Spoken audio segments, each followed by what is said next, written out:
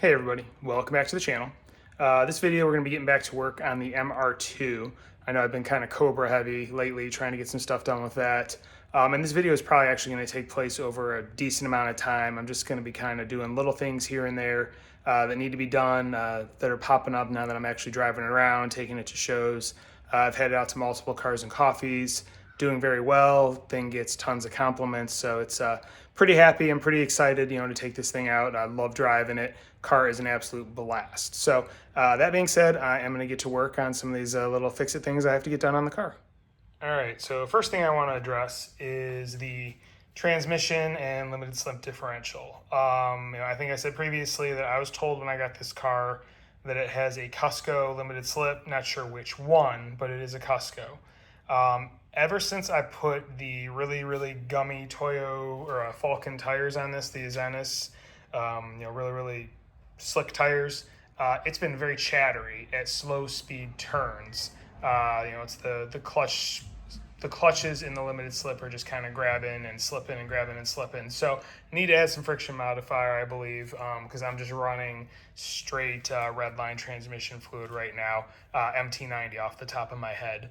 I showed it to you in a previous video when I was doing the engine install. But anyway, that being said, I'm going to go ahead. I believe you can pull on the top of the transmission where the shifter is. There's a hex or a 6-sided plug that you can pull out, and that works as a transmission fill.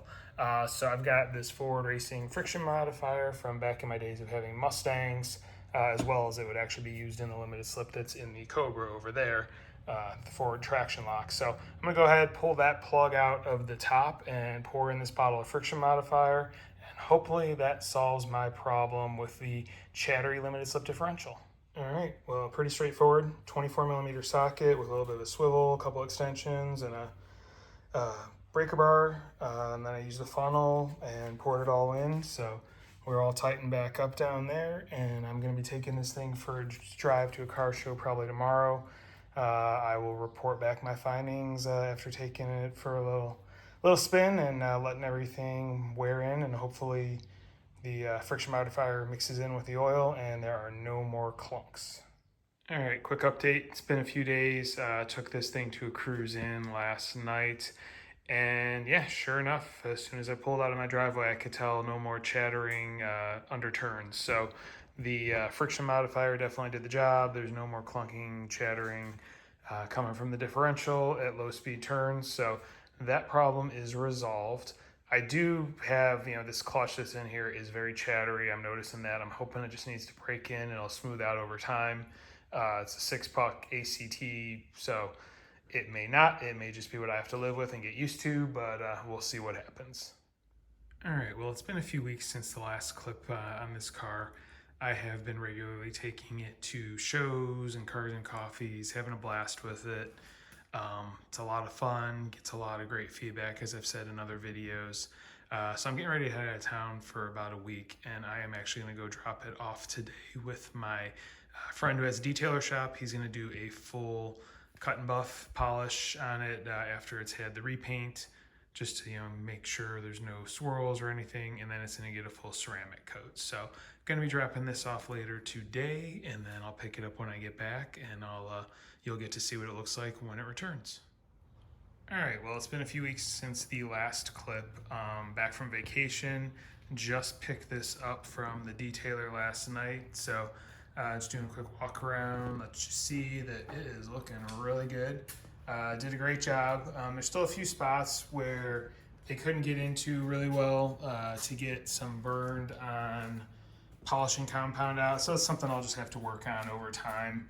They could have probably gotten it if they'd had more time to work on the car, but they were pretty backed up. Only had so much time allotted for it, and only paid for so much time that was allotted for it. So little things I can still clean up, but it has been polished, single stage, paint cleanup, and then they did a 3-year ceramic coat on it. So really nice shine to it.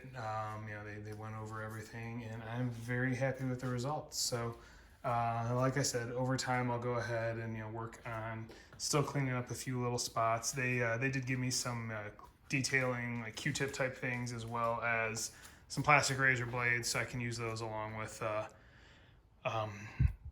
cloths, microfiber cloths, to go ahead and try and clean stuff out a little bit better as time goes on. But you know, they went ahead and they got all the gunk out of all the slats there, and you know, they did a really good job. I'm pretty happy with it. So yeah, that is the final result. Car back from the detailer shop and looks great.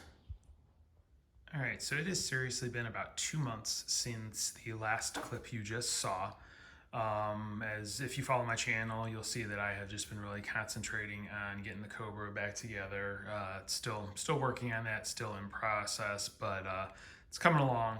But in that time, I've just been taking this thing out to shows, having a good time with it, out cruising it. It's still, as I've said, you know, anytime I take it anywhere, it gets amazing feedback.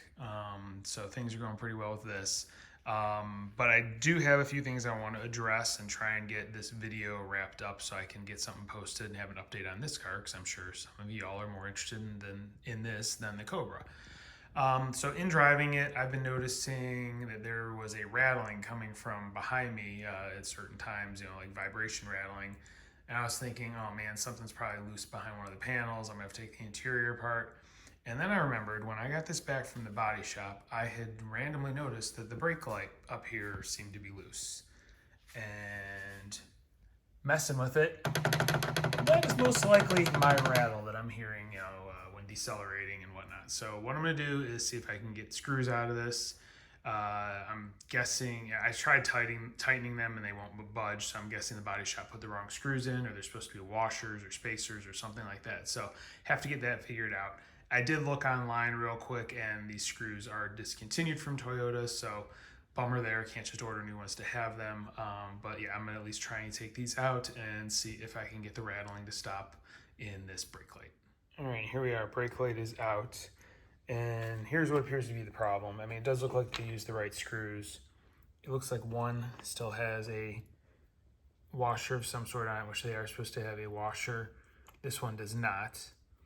And then in looking at the holes, this one has what looks to be an old rubber seal in it. This one does not. So that is obviously going to cause a pretty significant difference in thickness. And of course, it was the one that still had the washer was in the one that has the seal. So this one was probably pretty tight. This one had the ton of play in it. So I'm going to see if I got some washers laying around, can replace them, and get these spaced out, and then get this to install so it's no longer vibrating. All right, and then it also turns out that this screw, which was the passenger side one, was a little bit cross-threaded. So I went ahead and used a tap and die. I cleaned up the screw, and I cleaned up the where it screws into the car. It was a 5mm 0.9 is the tap size you need. So 5 and 0.9. So I'm gonna go ahead and find a washer for this and then go ahead and get this side installed. And I might put a little bit of thin tape on the back of the actual light itself, like foam tape, so it's not rattling, and hopefully we'll call this done. All right, third brake light reinstalled. I ended up not using any foam tape because I was looking at how it was in there originally and it didn't look like it had any, but everything's tightened up and no more rattling. So hopefully that fixes that rattle sound I have had, and that'll be one more thing off of the list with this car. All right, next on the list, I can't remember if I mentioned this previously, but I noticed at a car show last weekend that one of the cowl screw cover plugs was missing, the one on the driver's side. Guessing it popped out when I hit a bump or something. I did have problems with getting that to sit right. So I'm thinking it just wasn't firmly in place or whatnot. Anyway, went ahead and ordered replacements. I ordered 2 right hand and 2 left hand, just because I don't know if they're gonna go out of production with these, so better be safe than sorry. You can see the part numbers for the individual parts, and they're labeled left hand and right hand. So I'm gonna go ahead and take one of these left hand ones and hopefully get it into place, and hopefully this one does not pop out. All right, and there you go. You can see the plug is back in place. So yeah, I don't know, like I said, there was a little slag in there, so I don't know if maybe it just never seated right, but anyway, have it replaced at this point in time, so good to go there. All right, so now I got a couple more things done. What I think I'm gonna do to end this video is tomorrow I'm heading out to a car show. It's a fundraiser at the Maps Museum in Canton, Ohio. It's the Military Aircraft Preservation Society is what I believe that stands for. Pretty cool museum. It's a Make-A-Wish Foundation fundraiser. I'm actually going to have this car in the hangar, get to take a photo with one of the jets that's on the property there. So it's a pretty cool event. So yeah, I think what I will do is pick this video up at the actual event. We'll see what all is there, and then I can wrap this thing up and get this update on the MR2 posted. On the way to the show, just wanted to get a little 2GR screaming.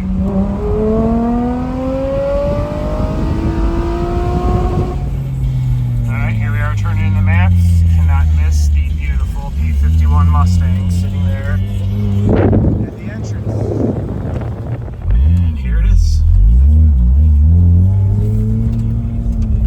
Beautiful hidden gem here at the Canton Airport. So I'm going to go ahead and get checked in and go from there. So unfortunately, this video was originally posted to YouTube and flagged for copyright issues due to DJ music playing in the background.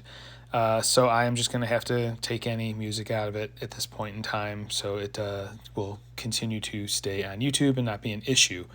So here I am, getting in line, waiting to get my pictures taken with the F-16. I will post some photos at the end of this video, showing the photos I have that I stopped and took with the F-14 and the F-4 before I got in line, and then also the photos with the F-16. This show had an amazing turnout, lots of great cars. You're going to see all the premium vehicles that were inside of the hangar, and then I'll do a little bit of a walkthrough in the vehicles that were outside. I was kind of hustling a little bit, so it's not the best quality, but R33 Skyline showed up. There's a couple photos I'll add in, which are, there was a guy that had a Knight Rider kit car conversion done to his Trans Am, and it was pretty good. The dash had the nice layout and everything. Really cool to see. Got some nice overhead views from up on the second floor of the hangar, up amongst the catwalks. So yeah, you can definitely see a lot going on. The aircraft outside, phenomenal aircraft. I love this museum. It's really cool to go here and see what all they have to offer.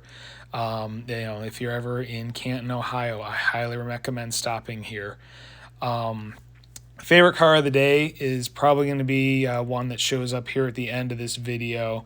Really cool story. Nice older gentleman. He came up to me and talked to me multiple times. He was really impressed with the MR2, which that was a hit at this show.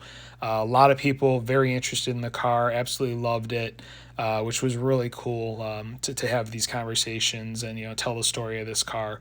But yeah, this gentleman, it's a 1962 Fuelie Corvette Roadster.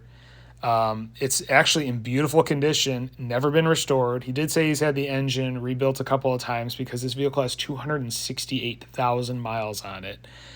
He and his wife regularly drive it cross country, multiple states, just enjoy the car, which I thought that story was just amazing. So you don't see that very often with cars like that. I mean, that's a very valuable car, and he drives it. He uses it for what it is built for. So that was a great story. That is, the last bit of video I'll have. I've got a little walk around of that car because that was the one that really stuck with me at this show. But as you can see throughout this video, there were a lot of very different vehicles. It was a very diverse crowd, a little bit of everything. So it was pretty nice to see that. Seemed like most people that were there enjoyed being able to walk through the museum as well and see all the sites because it was really cool of maps to leave everything open for everybody to see. So you entered your car in the show, you got to do a full walkthrough, which that was a pretty valuable experience, I think, for a lot. As I said, if you ever make it out that direction, it's at the Canton Airport. I would definitely check it out. It is worth seeing. They have a lot to offer. So hope you enjoy the video. Again, wish I could have left it with the DJ music, but YouTube doesn't like that, and I didn't want to deal with a copyright violation, have them take it down or anything like that in the future. So enjoy the rest of what you see, and thank you for watching.